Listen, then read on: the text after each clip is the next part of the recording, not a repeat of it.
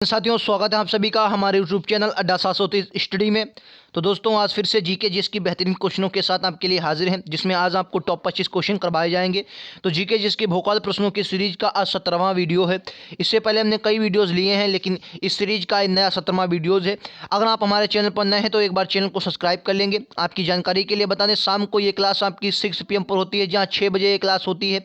तो आप इस क्लास में डेली आया करेंगे, जिससे आपकी तैयारी और भी मजबूत होगी। जहाँ 6 PM पर इसी चैनल अड्डा 730 स्टडी पर प्रीमियम क्लास होती है। ठीक है, तो चलिए दोस्तों, शुरुआत करते हैं। आज का पहला क्वेश्चन बिना देरी के ये रहा आपकी स्क्रीन पर। चैनल पर अगर आप नए हैं तो चैनल को एक बार सब्सक्राइब कर लेंगे, बेल आइकन दबा लेंगे, नोटिफिकेशन आपके पास पहुंच जाया करेगी। बेहतरीन क्वेश्चन होते हैं, सीरीज अच्छी है, बिल्कुल स्पेशल एसएससी जीडी के लिए इस क्लास को रखा गया है। ठीक है, चलो शुरुआत करते हैं पहले क्वेश्चन से। और पहला क्वेश्चन क्या कह रहा है कि जलियांवाला बाग जो हत्याकांड हुआ था, ये किस नगर में स्थित है। बात करते हैं सर जलियांवाला बाग हत्याकांड की। 13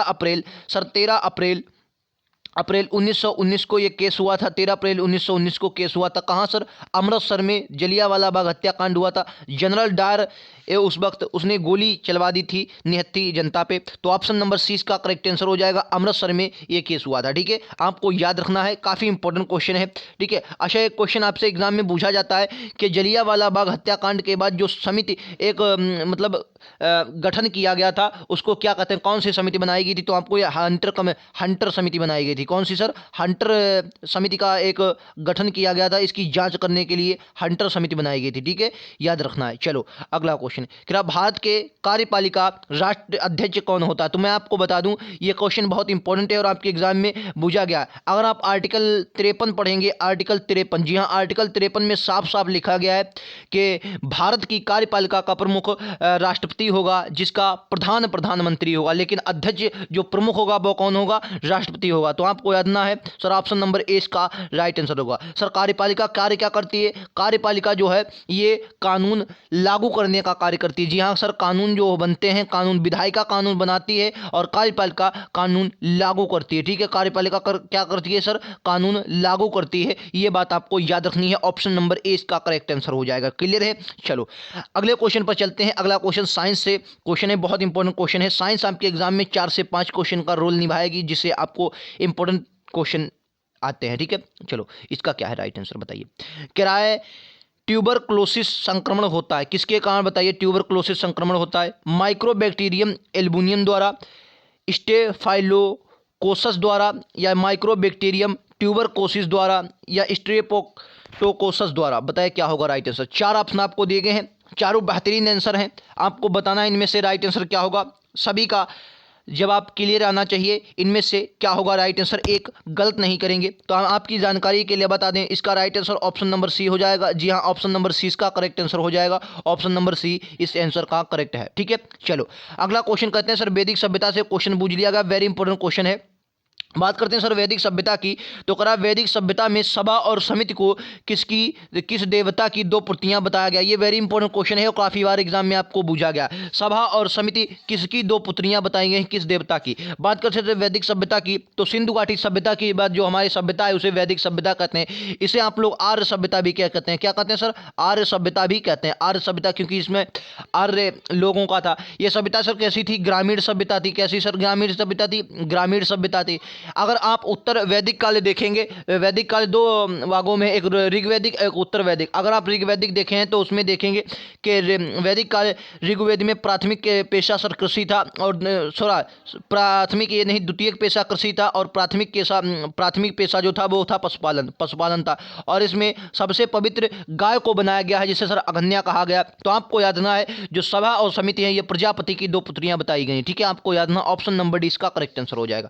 प्रजापति की 2 पुत्रियां बताई गई हैं, जिन्हें सभा और समिति कहा जाता है। याद रखेंगे, ऑप्शन नंबर डी इसका हो जाएगा। 29 का right answer option number D. चलो नेक्स्ट क्वेश्चन पर चलें। ये रहा आपकी स्क्रीन पर अगला क्वेश्चन, बेहतरीन क्वेश्चन, शानदार क्वेश्चन। अगर वीडियो पसंद आ रहा तो लाइक कर देंगे, या वीडियो ना पसंद आ रहा तो डिसलाइक कर देंगे। चैनल पर नए हैं तो चैनल को सब्सक्राइब कर लेंगे, और अपने दोस्तों में, अपने यारों में शेयर जरूर करेंगे। ठीक है, चलो इस वाले क्वेश्चन का राइट आंसर क्या है कि बौद्ध संघ में प्रवेश पाने वाली पहली महिला कौन सी थी? सर बात करते हैं बौद्ध संघ की। तो आपकी जानकारी के लिए पता होगा आपको कि बौद्ध धर्म का जो सबसे पहले बौद्ध धर्म गौतम बुद्ध ने इसकी स्थापना की थी। मतलब गौतम बुद्ध जो है ये बौद्ध धर्म के एक महानतम शासन, कहने का मतलब है इन्होंने इसके संघ की स्थापना की और बौद्ध धर्म को आगे ले जाए, और वर्तमान में भारत में बहुत से बौद्ध धर्म आपको लोग ग्रहण किए हुए देखेंगे। ठीक है, तो गौतम बुद्ध जी जो थे इसके संस्थापक हैं। और इसमें आपको पता होना चाहिए जो सबसे पहले अपनाया गया था वो गौतमी प्रजापति जो थी, इन्होंने सबसे पहले बौद्ध संघ में ये इन्होंने महिला के रूप में सबसे पहले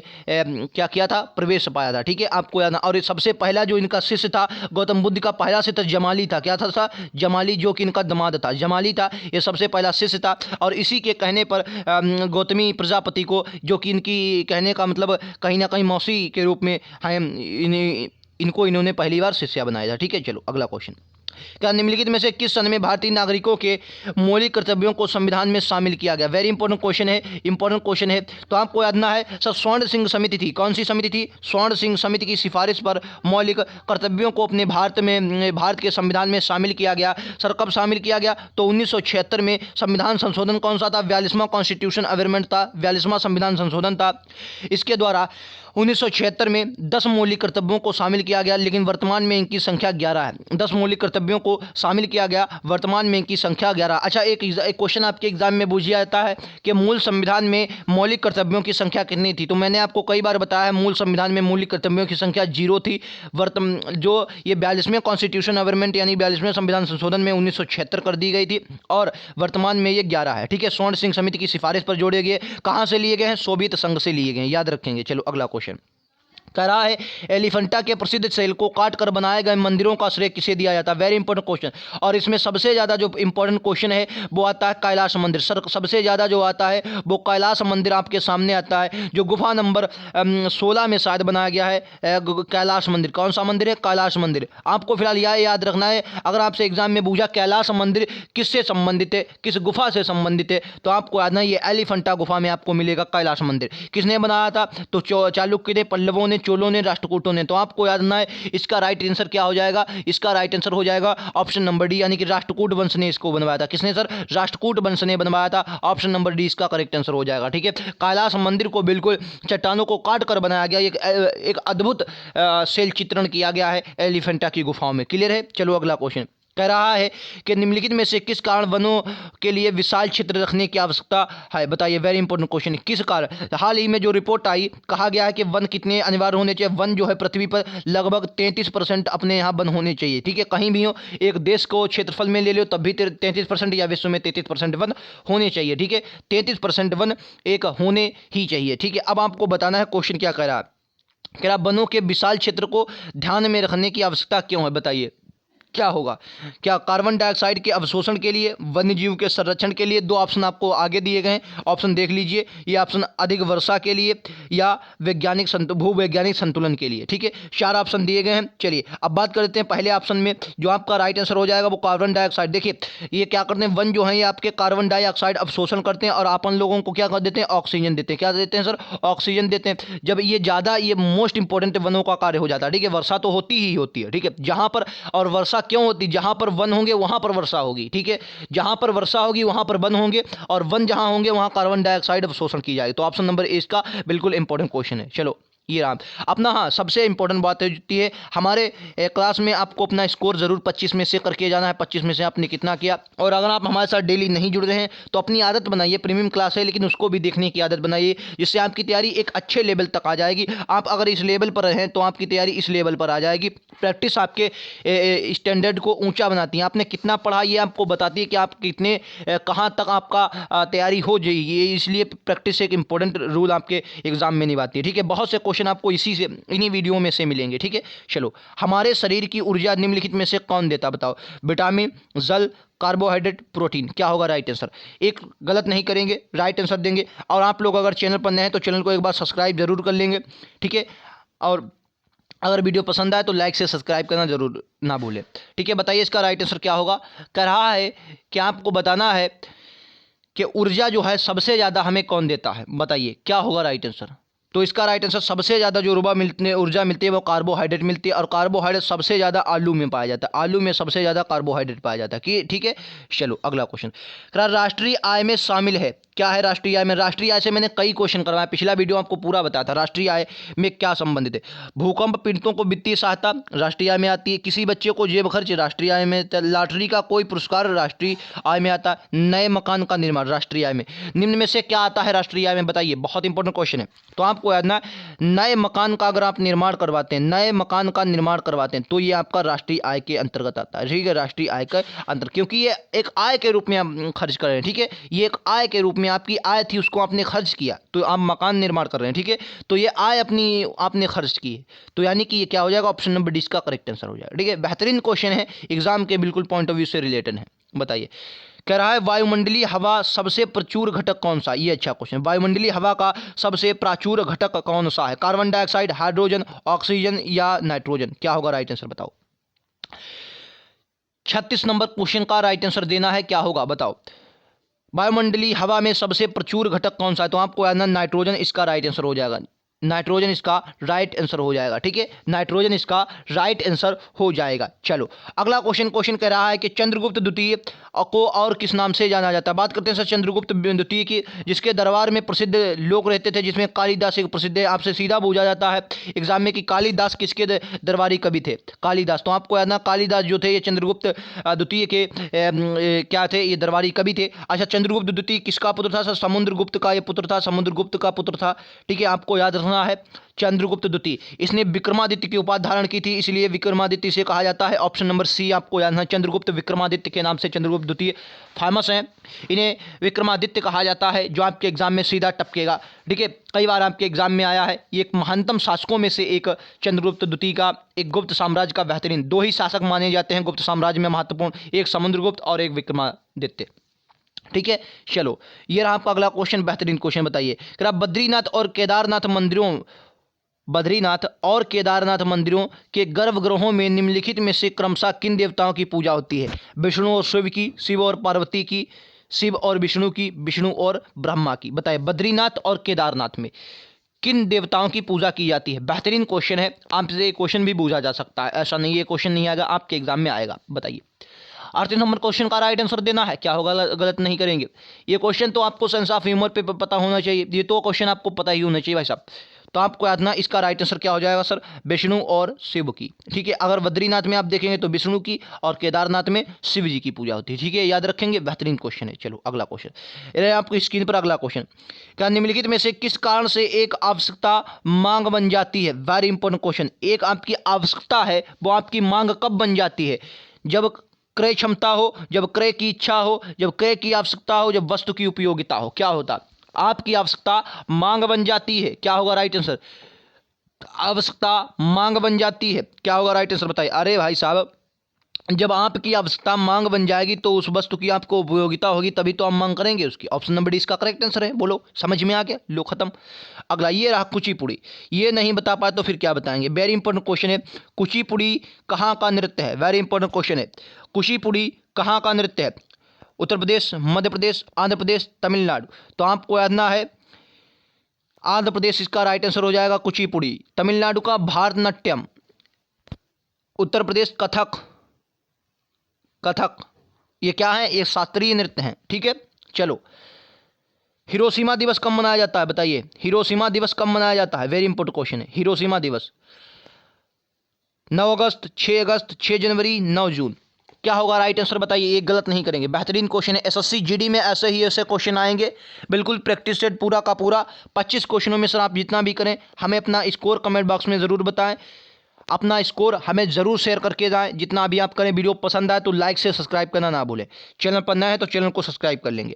ठीक है, चलो बात करते हैं सर 41 नंबर क्वेश्चन की। तो आपको है ना 6 अगस्त को मनाया जाता है हिरोशिमा दिवस। अगर नागासाकी की बात करेंगे, नागासाकी दिवस, तो 9 अगस्त को नागासाकी दिवस। ये कब हुआ था सर? द्वितीय विश्व युद्ध के दौरान ये आपके युद्ध हुए थे, द्वितीय विश्व युद्ध। अगला क्वेश्चन ये रहा आपकी स्क्रीन पर, बेहतरीन क्वेश्चन कह रहा है मौलिक अधिकार नहीं दिए सकते हैं। बताइए, मौलिक अधिकार किसे नहीं दिए जाते?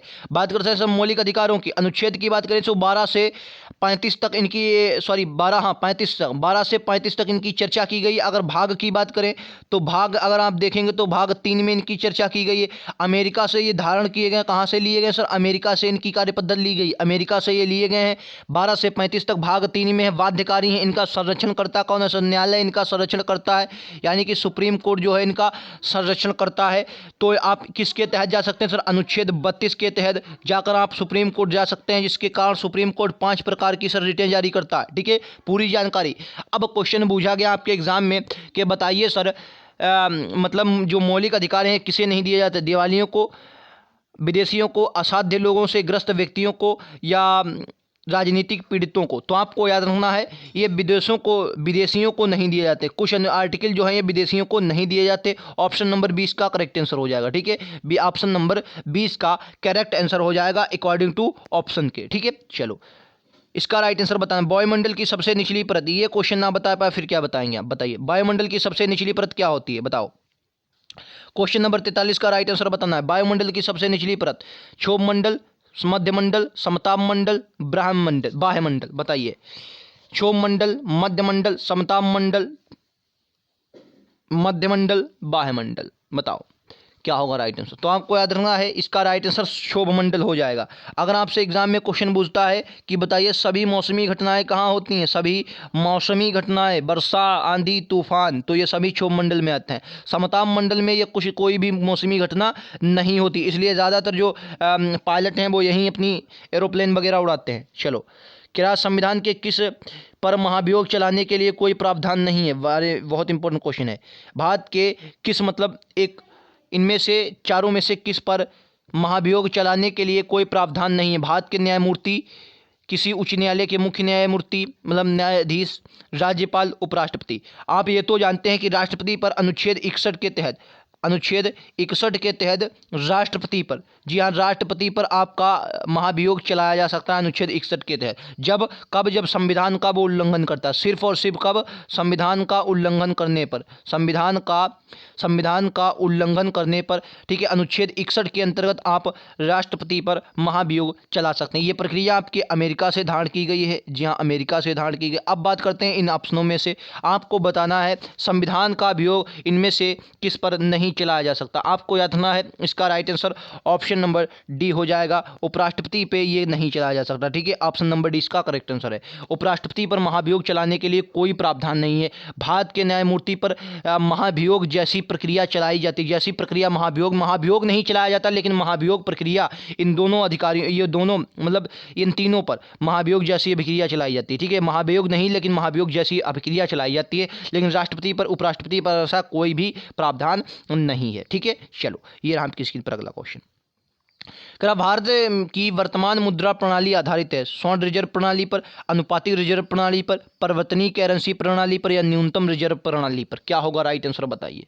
बेहतरीन क्वेश्चन है, सीधा एग्जाम में छपेगा और आप करके आएंगे। तो आपको याद रखना सर, भारत की जो वर्तमान मुद्रा प्रणाली है वो स्वर्ण रिजर्व प्रणाली पर आधारित है। किस पर? स्वर्ण रिजर्व प्रणाली पर आधारित है। ऑप्शन नंबर ए इसका करेक्ट आंसर हो जाएगा। चलो ये रहा आपकी स्क्रीन पर अगला क्वेश्चन, बेहतरीन क्वेश्चन है। कह रहा पश्चिमी भारत की किस धार्मिक सुधारक को लोकहितवादी कहा जाता है? पश्चिमी भारत में किस धार्मिक सुधारवादी को लोकहितवादी कहा जाता है? गोपाल हरि देशमुख को, महागोविंद रानडे, आरजी भंडारकर, बीजी तिलक। बताइए भारत के किस धार्मिक सुधारक को लोकहितवादी कहा जाता है?